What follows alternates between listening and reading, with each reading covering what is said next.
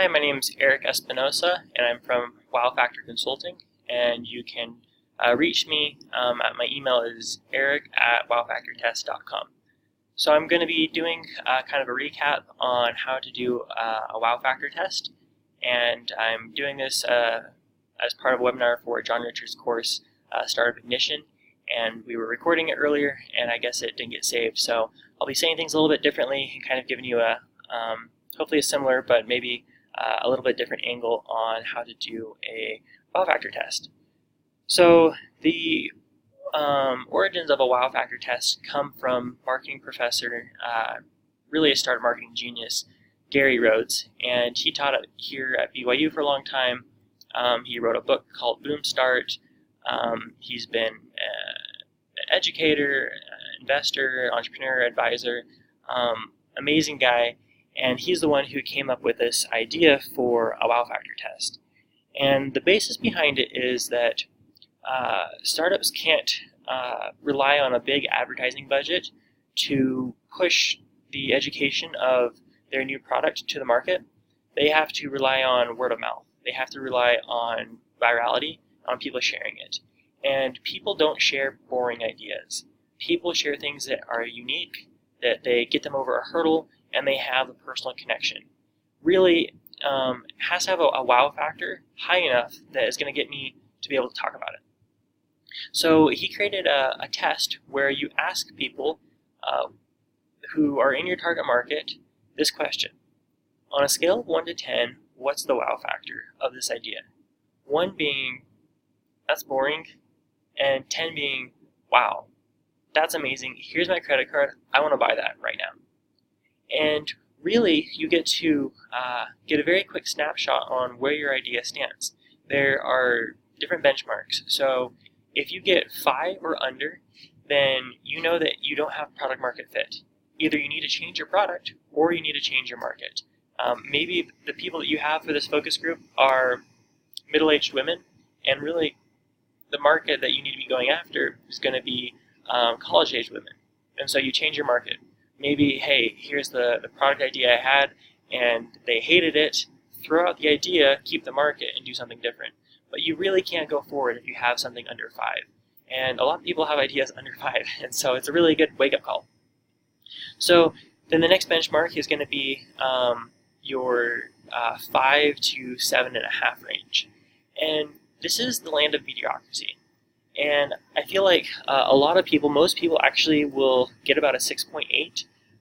And this is kind of where I help them out, get out of that land of boringness of, that's cool, but not enough for me to talk about it, and over that 7.5 range. People that launch businesses that are in this range may or may not have success, but it's never going to be some viral hit. You're never going to be, making millions of dollars with a business that doesn't have a really high wow factor. So the whole point is, if you're starting out knowing that it's under that, why don't you just do a very specialized focus group to figure out how to get it above that 7.5 before you even start? Because, it just makes sense.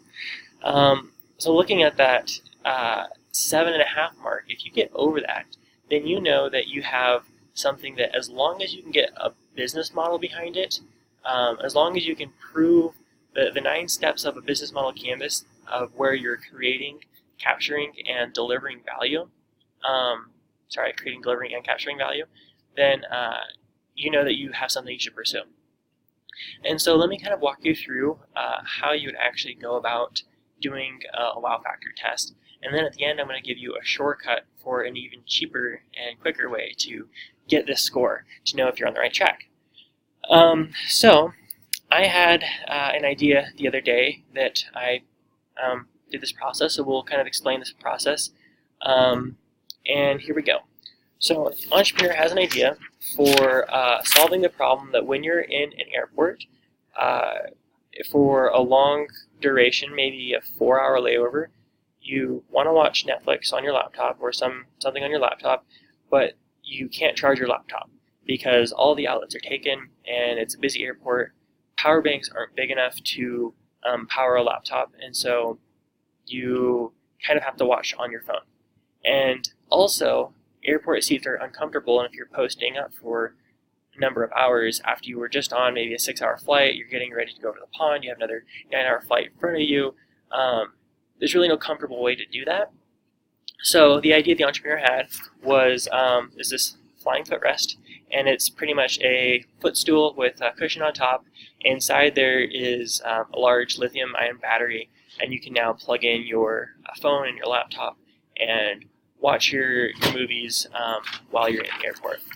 So what I would do is I would gather a group of people who I think are my target market. I'm assuming that it's going to be millennials that have international flights, and I'm going to bring 6 to 12 of them into a room, and the entrepreneur is now going to come in here, and I'm going to explain how the process works. And so, in short, the way the process works is you have 6 different hats that you're going through, or 6 different modes of thinking. And so the entrepreneur is going to pitch their idea. Then we're going to go through, we're all going to be wearing hats, and you have to ask questions that that you have about the entrepreneur's idea that don't lead to any bias. And then we're going to kick the entrepreneur out of the room, we're going to put on a different hat, and you actually have hats here. I'll show you those in a minute. And you're going through, now what's wrong with this idea, what's broken, okay, now put on a different hat, what do you like about this idea, what would you change, and so forth. So that's kind of how it's working, and you get really good feedback if you follow this method. And the reason why it's so important is because if you don't have a good moderator for your focus group and you don't have a good process, then your loudest people are going to rule the focus group. And whoever your loudest customer is going to influence everyone else there. And people are either going to start agreeing with them, or they're going to soften their voice for any dissenting opinion. So what would happen here is the entrepreneur would come in, and everyone in the audience or as participants are now going to have on the orange hat over here, and they're going to look and watch this entrepreneur pitch their idea, and then they're going to ask them fact-finding questions. Now these have to be very objective. You can't have any bias as you're asking the question. So an answer of a good question would be, what is the cost of renting that per hour? How long does the battery life last? Those are great questions. Now, if they ask any question that has bias in it, leading to whether they like or don't like it, then what we do is we have a little bell here and we ding it. And they can't speak if their bell gets rung. They have to stop and rephrase their question so they don't have any bias. And this is really important because you're always going to get people who are going to raise their hand and they're going to say, well, I don't really like the footrest, but I like the battery. Well, they get dunged because that wasn't a question, it wasn't objective either. Or they might say, well, I really like how there's a battery, but I have a question about they get dinged because you're leading them off the trail. Everyone needs to be in parallel thought. We're all asking fact-finding questions. So after that stage is done, I'm actually going to kick the entrepreneur out of the room, and that way for the rest of the focus group, people are going to be very candid and forthwith in what their feedback is. So after that, everyone's going to take their hat off, and they're going to put on a red hat now. And for the red hat, I'm going to ask them, what is the wow factor? So on a scale of 1 to 10, what's the wow factor? 10 being, here's my credit card, I want to buy that now, and 1 being, that's just kind of boring. And then after they all write this down, I'm going to actually rearrange the room so that we have our people who are the highest are going to be sitting over here, and people that have the lowest score are sitting over here around this table. And this is really important because for the rest of the focus group, everything they say for what they like, what they don't like, what they would change, I'm looking at them and I'm taking into consideration what they have as far as a wow factor score. Now this is important because a lot of times your 2s and 3s will be your most vocal people for what's broken and what they would want to change, and all of a sudden they have this grand idea of how you should fix it, and they're the loudest ones with the strongest opinions. Entrepreneurs that are untrained are going to start listening to that person, and that's how they would change their idea, and they bring it back. The person won't even buy it. That person usually isn't even in your target market. They somehow got past the screening, but you shouldn't listen to your 2s and 3s a lot of the times if they're not in your target market. really you want to find out, who are your 5s and 6s and 7s? That's your swing group. How do you get them up into that 8, 9, 10 range? And there's ways to do that. And I'll get to that in a minute. But it's really important to take into consideration what everyone's individual score is whenever they say anything. So then we're taking off the red hat, we're putting on the black hat, and we're saying, okay, what's everything broken with this idea? What's everything wrong? What do you not like about it? Why would it fail? Why would it not work? Why would nobody buy it? Why wouldn't you buy it? And they're writing on a piece of paper everything negative.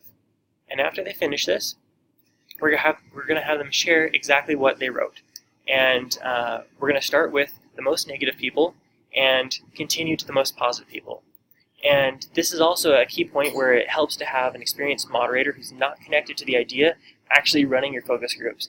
Because I tell you, it hurts. You're having your idea, which sometimes is your baby, you bring it to the focus group, and now the most negative person comes and tells you everything wrong with it.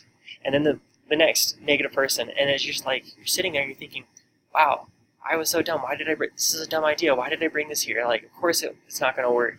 And you're listening to all these reasons why it's going to fail. And if you start showing any type of emotion, they're going to pick up on that, and they're going to soften what they say, and they're actually not going to say what they wrote. And in addition, nobody likes being negative, and so they always try to sandwich their feedback with a compliment. So in the black hat, they're going to say, well, I like how it has this, but, and then they get to the black hat. Well, anytime that happens, you need to ding them, because they have to be negative thoughts only. Anytime that anything positive, nope, we're only doing negative. Or they'll say things that they think that they'd like to change. You ding them. So keeping everybody on parallel thinking is really important. And that's why it helps to have an experienced moderator. So after you go through the room, then we're going to say, okay, take that hat off. Now put on the green hat. What's everything you like about the idea? Why does it work? Why would you use it? What are kind of the key points that gives value here? And so they write down everything positive. Now you're starting with the most positive people, the people who gave the highest wow factor scores, and you're going down to the most negative people. And they share all their thoughts. And then the last hat I do is the green hat. And that's, what would you change? Now there's two sides to that. Look at your black hat. What do you not like? And now look, how would you fix those errors? How would you make it so that you wouldn't have these black hat complaints? And then in addition, what are any other changes that you would do that would improve this product's likelihood of success? And that can be from new innovations onto it to, maybe just a different color, anything that they can think of to improve it. So that's kind of how a focus group ends. Traditionally, you'd have them then do one more hat, and they would summarize what the group thought and what they learned. But if you have an experienced moderator, you can actually have a lot more value in this last little bit.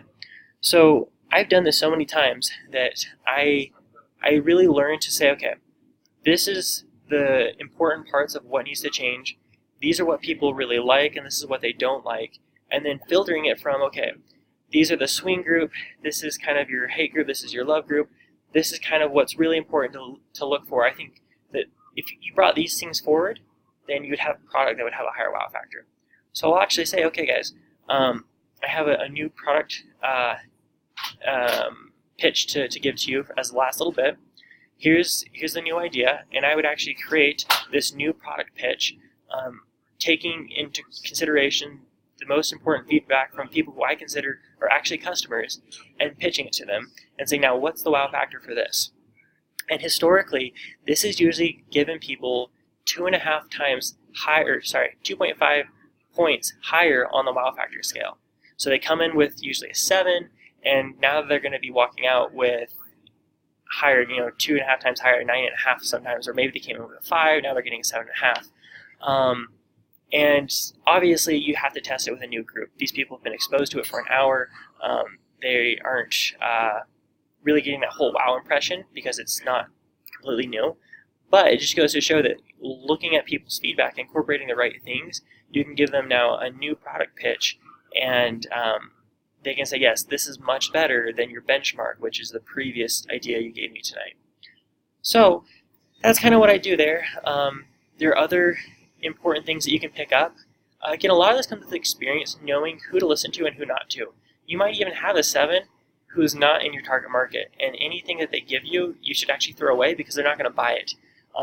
You can have somebody who's actually who actually is in your target market. It really comes with experience and knowing how people are responding, whether or not you should listen to them. But once you kind of weed out the people who aren't in your market, you can look at your hat for the green hat. What do people love about your idea? And look at what your 8, 9s, and 10s said that they really love about it. Now this is your love group. And you're going to sell your swing group through the eyes of the love group. So you're going to say, okay, they really like this footrest thing because of the battery. And that's all they love. And that they can charge and now watch Netflix. So now on my marketing, that's what I'm marketing. Hey, look, have a 4 hours more on your battery, and that's what's going to sell now. The swing group, the people who are on the fence, it's the eyes of the love group. Don't listen to the hate group because they're never going to buy it. So that's all I have there. I guess one more thing I'd like to add is a lean startup shortcut for this wow factor test is what I call a preliminary wow factor test. Focus groups can be a little bit expensive. You usually have to compensate people for their time. It could, $10 a person. You're bringing in 10 people. It's $100. You have to bring in a moderator, and it takes probably a week to set up and get all the people there. It's kind of hard to find people sometimes.